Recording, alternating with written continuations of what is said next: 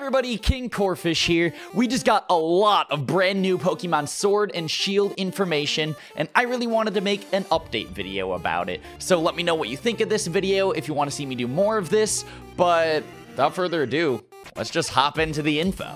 So the trailer starts off with some footage of your character walking around various areas in the Galar region. A lot of these areas and cities look really pretty, and I'm a huge fan of all of them. Here's one last bro fist from the #1 in the world. I have a feeling that cutscene that they just show with the score bunny and your trainer doing a little fist bump is the cutscene that plays when you choose your starter. Just like in Sun and Moon when you choose your starter and you hug your starter Pokemon and pick them up like that. And the music in this trailer is absolutely ridiculous and cheesy, to be honest.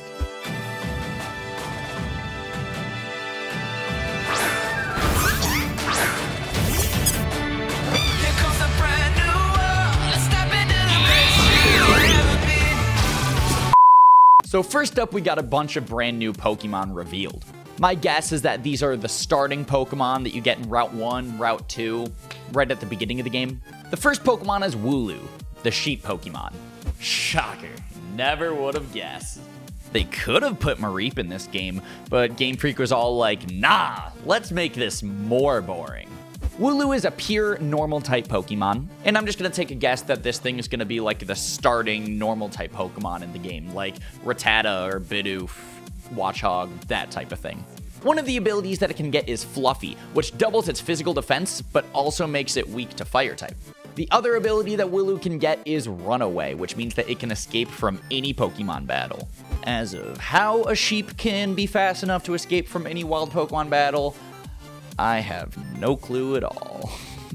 There's no evolution for Wooloo announced yet, but I really feel like there's gonna be.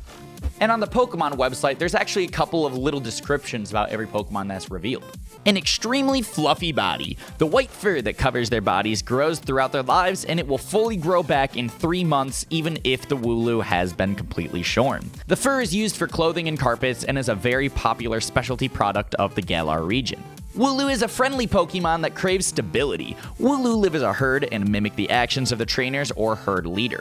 They dislike conflict, and if they need to escape from the enemies, they will simply roll away. The next Pokemon that was revealed is Drednaw, which is the bite Pokemon. This man doesn't even have teeth! How is he the bite Pokemon?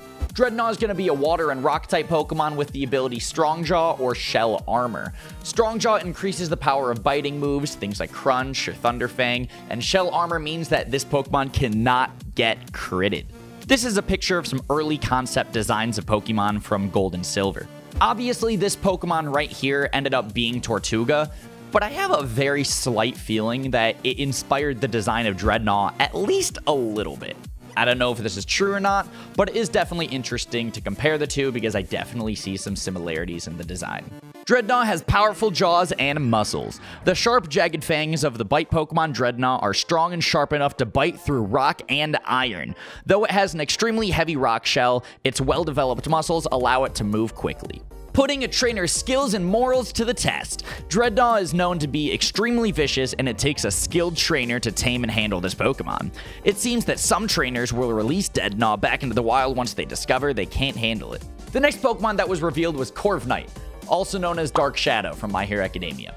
I'm guessing that Corviknight is going to be like the Route 1 bird Pokemon, things like Pidgey or Fletchling.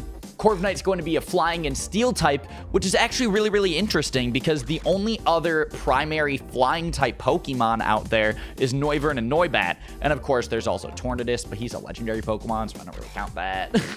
And I'm going to be totally honest, Corviknight is pretty damn edgy.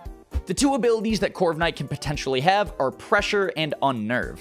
The Pressure ability means that your opponent will be using double the power points for every single move that they go for. And the Unnerve ability means that your opponent's Pokemon can't eat berries. Pressure is definitely way better. I'm not even going to try to argue that Unnerve one. The Dashing Lord of the Skies. It is said that Corviknight is the strongest Pokemon living in the skies of the Galar region. It can often be seen fearlessly soaring through the air. Many say that any Pokemon foolish enough to challenge Corviknight are sent running with just a sharp glare and cry from this fearsome Pokemon. And I don't even know what they mean by this next description, but you guys are definitely about to get a good laugh out of this one. Use a flying taxi to travel from town to town. Corviknight possesses superb flying skills and high intelligence. Because of this, many of them work for their company called Galar Taxi, helping transport people from town to town. Pokemon actually posted this tweet to their Twitter page. Wondering about the life in Galar? Here's what we've learned so far. If you're looking for a job in this region, you might be surprised to find that your coworkers could be Pokemon. Many companies in the Galar region include Pokemon as part of their workforce. Alright, someone better call PETA. That's gotta break some kind of animal labor union law. The next Pokemon that was revealed is Gossifleur, the flowering Pokemon. Gossifleur doesn't even have feet. How does this thing stand up? Gossifleur is going to be a grass type with a brand new ability, Cotton Down. When a Pokemon with Cotton Down gets hit by an attack, it will send out Cotton Fluff that will lower the speed stat of the opposing Pokemon. The other ability that Gossifleur could get is Regenerator. With this ability, whenever Gossifleur gets switched out, it will regain a third of its HP. Gossifleur prefers lands with clean water and air, and its pollen has a healing effect. Its pollen works on people too, and it's used as a common folk medicine remedy for children of the Galar region to be given a tea made from this pollen when they feel ill. It moves with the wind. Gossifleur travels over long distances by getting blown along by the wind. It controls the direction of its travels by twisting its body and petals. Gossifleur is the only Pokemon shown off so far that actually has an evolution. This is Eldegoss, the Cotton Bloom Pokemon. Eldegoss, more like Elda Bob Ross, am I right? Oh, come on, I thought that was pretty funny. So this Mirror Bee looking guy is also a grass type with the same abilities as Gossifleur. Its cotton fluff protects it from enemies. When Gossifleur evolves into Eldegoss, its head becomes covered in a thick cotton fluff. This cotton fluff serves as a cushion, helping to protect Eldegoss's head from damage. Highly nutritious seeds. The tiny seeds attached to the cotton fluff are said to be highly nutritious and beneficial to both people and Pokemon. Eldegoss spreads these seeds throughout the region by sending them on the wind, making the soil of the Galar region rich in nutrients. In the gameplay footage shown off, there's one trainer that uses a sock in battle. Although this is particularly a given fact already, older Pokemon are going to be making a return in this game. They also show off the region, which looks absolutely beautiful, and it's just decorated with overworld Pokemon. This game is going to feature wild encounters more similar to Let's Go, rather than random encounters like the older games.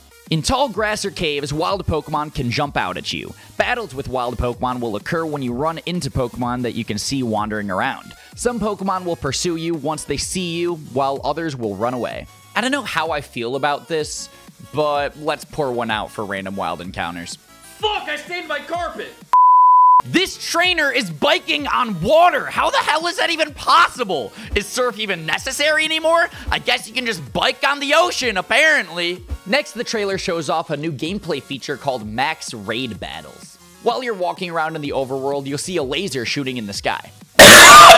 You go up to one of the lasers, team up with other players, and take on a wild Dynamax Pokemon. A Dynamax Pokemon is a giant version of a wild encounter. I'm just saying, I really want to see a Dynamax Wailord. That thing would eat your soul. The wild Dynamax Pokemon will remain in their giant form for the entire battle, and they have other unique powers as well. If you manage to defeat it, you'll get a chance to catch the wild Dynamax Pokemon you just battled. Only one trainer out of your group of 4 can use their own Dynamax Pokemon, and it can only be used once per battle. So it's going to take a lot of teamwork in your group in order to be successful. The wild Dynamax Pokemon you'll face in Max Raid battles seem to vary based on where you are and what the weather's like. The weather in the overworld changes every day. You can face Steenie when it's sunny and Lantern when it's raining. Next, the trailer shows off Pokemon gyms, which seem to have a very different approach in these games compared to the older ones. First off, instead of a gym, it looks like we face off in a full-blown stadium, which is crazy. Both you and the gym leader use Dynamo Pokemon, which are massive compared to the rest of the stadium. The first gym leader that we learn about is this swole-ass Charlie Brown reject-looking guy, Milo. Milo is one of the gym leaders of the Galar region. He has a kind heart and is well liked by the trainers of his gym. His credo is to always enjoy battles, and he specializes in endurance matches using grass-type Pokemon. That's literally all the info that we have so far about Milo and Pokemon gyms. Speaking of characters, we learned about a lot more of those in this trailer as well. We get to see the designs of the main characters a little bit more, and I love them. Frank can finally wear his beanie in a Pokemon game. Like, come on, he looks like Jonathan Young with that beanie. Besides that, trainer customization is confirmed to be in this game, which is always super exciting. The professor of this game is named Professor Magnolia. Yes, I looked it up, and Magnolia is a tree. This professor checks out. Her focus of research is Dynamax Pokémon. Wow, I'm not surprised at all. This is Sonia. Not much is really revealed about her besides a small description that's posted on the Pokemon website. Sonia is the granddaughter of Professor Magnolia, and she's Leon's childhood friend. She's also a young researcher who serves as an assistant to Professor Magnolia. She's very knowledgeable and will offer helpful advice to aid you on your adventure. The rival of this game is named Hop. He's the younger brother of the champion, and his goal is to become champion himself one day. Oh yeah, and they revealed who the champion was. It's this Pokemon Conquest wannabe. Whenever they launch new Pokemon games, they always hype up who the champion is gonna be, and then they keep it a secret until a giant reveal at the end. But in this trailer, they literally just say, oh yeah, this is the champion, by the way. Leon is the current champion of the Galar region and has never been defeated in official Pokemon battle. His personality, together with his peerless skill, has made him extremely popular. He truly deserves the title of the greatest trainer in all of Galar. But we're gonna beat him, let's be honest. I have a theory. A game theory! That Leon isn't the actual champion in this game. It seems so suspicious that Game Freak revealed Leon to be the champion right off the bat like this. I have a feeling that at the end of Sword and Shield, there's going to be a twist ending that Hop is going to be the real champion, just like Gary in Pokemon Red and Blue. Oh my god, just what I've always wanted, a Rotom phone! Someone get Game Boy Luke! They also showed off the UI in this trailer, which I gotta say, in my opinion, looks really, really boring. I personally loved the teal scribbles that they had in Pokemon Sun and Moon. But no, Asteroid hated them. You happy, Frank? Now they're gone. Now we have a basic UI. Basic, just like you. At the very end of this trailer, they revealed the brand new box art legendaries. They're both wolves. Verlisify's gotta be busting a nut to these boys right now. Their names are Zacian and Zamazenta. Game Freak just loves to make names that are complicated and hard to pronounce, don't they? This is actually the first time that Game Freak's ever made legendaries that are of the same species rather than opposites, which is really cool in my opinion. I personally really like the designs of these legendaries. At first glance, I liked Zamazenta better, but after working on this video and looking at the designs more in depth, I think that I like Zacian better. Their descriptions are really interesting as well. Its shining blade can cut through anything. Zacian attacks so gracefully that its movements can even captivate its opponents. It holds what appears to be a sword in its mouth. Its gleaming shield can turn back any attack. Zamazenta's regal and majestic movements overwhelm any opponents that dare face it. Its body is covered in what seems to be a shield. And lastly, Pokemon Sword and Shield got a release date confirmed for November 15th, 2019. And you already know I'm going to be making content on this game at midnight, day one. So make sure you're subscribed so you don't miss out on it. With all that being said, I am insanely hyped for Pokemon Sword and Shield, and if you are too, let me know in the comments. I really want to know what all of your guys' opinions are on the brand new trailer, the brand new gameplay, and everything that was revealed today. Let me know what you think of me doing these news type of videos. I really tried my best to put my own spin on it, add a lot more personality, editing, and try to put something out that's a little more unique than just your normal Pokemon news video where you regurgitate information out at the camera. Back in 2014, during the hype of Pokemon Omega Ruby and Alpha Sapphire, I actually used to make a lot of news videos. If you're interested, at the end of this video, there will be an end card that you can go back and check out those. They're pretty similar to this video, only I was 14 years old, but they're really, really cute videos if you want to go check those out. Besides that, I'm doing a Pokemon Sun and Moon cage lock with another Poketuber named The Heated Mo, so if you want to go check that out, we are both putting our all into that series, and we're having a blast doing it. With all that being said, at the end of the Pokemon Direct, they signed out with their hands waving like that, so I'm going to also do that. Thanks for watching. I'll see you in future videos. Bye! So So it was my junior year of high school, and I was going to Disney World with the marching band. And while the plane was landing, okay, we were experiencing some really, really bad turbulence, and the plane just slammed on the ground, and I just screamed on the plane, "Earthquake!"